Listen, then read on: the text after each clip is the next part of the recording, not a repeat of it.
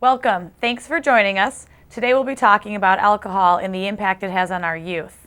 For those of you watching, you might be a teenager, you might be a parent, you might be an adult. We know community drinking is happening and it's happening at all ages, but we really want to stress that drinking early impacts youth in a really negative way.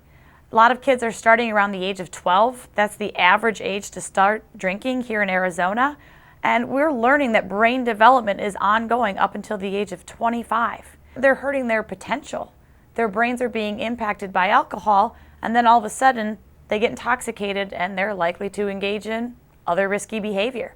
We see other acts of early sexual activity, trying other drugs, and these are some of the topics we're going to be covering in other videos for you to learn more about.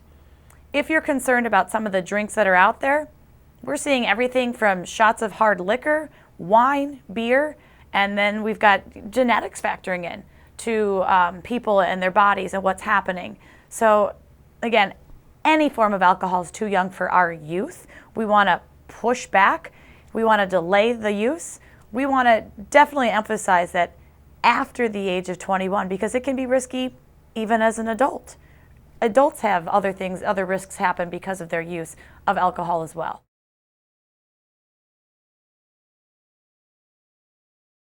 What are some of the dangers associated with drinking? In terms of trends, we've seen some kids smoking their alcohol.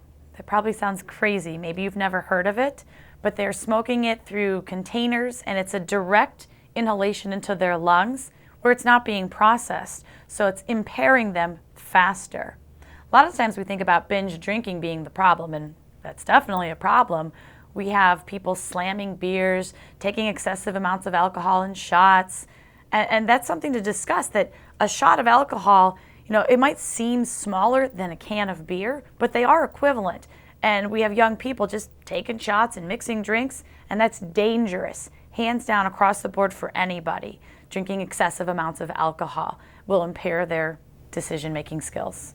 Another trend that still seems to be a little popular out there is alcohol energy drinks. And I would just advise parents to be knowledgeable that they exist, that there are energy drinks out there, but some of those cans do have alcohol, and then that gets dangerous because you're mixing uppers and downers in a can.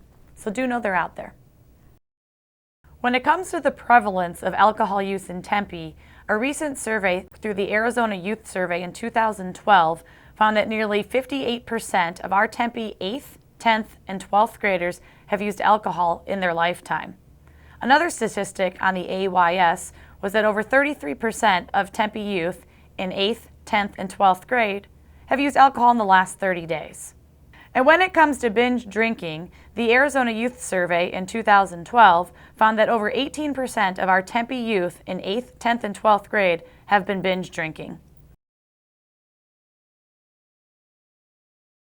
What are the signs and effects of alcohol use? Clearly, sometimes you're going to smell alcohol on the clothing, on the mouth, on the person. They might be sick. So if you see someone with symptoms of nausea or vomiting, that's a telltale sign. But at the same time, some of our bigger concerns are impairment, impaired judgment, coordination. Everyone knows you shouldn't drink and drive, but at the same time, just in general, people are making poor decisions when they're under the influence of alcohol. Some other things that you might notice in someone who's abusing alcohol is loss of coordination, slurred speech. You definitely would recognize that in someone who was drinking.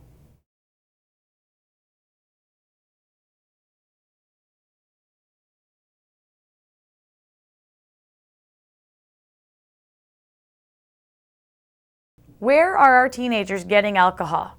According to recent statistics in Tempe, a lot of our teens are getting it from parties, they're getting it from their friends, or they're finding someone over the age of 21 to buy it for them.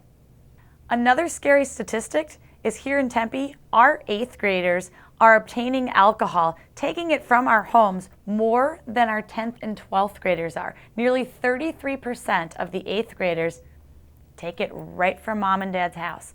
That's why it's so important to monitor it, lock it up.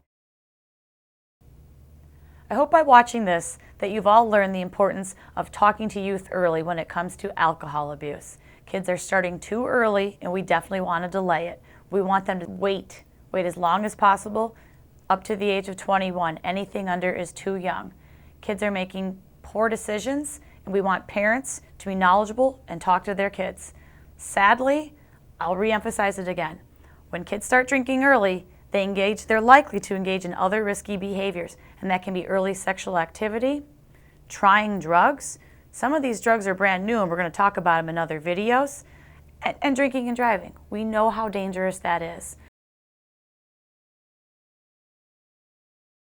Parents, we want you to be talking to your kids. Teachers, police officers, community members, neighbors, aunts, uncles. There's so many other people that are out there that are influential on your kids, but you are the #1 source. Start talking to your kids early. Do it often. And for more information, visit tempecoalition.org.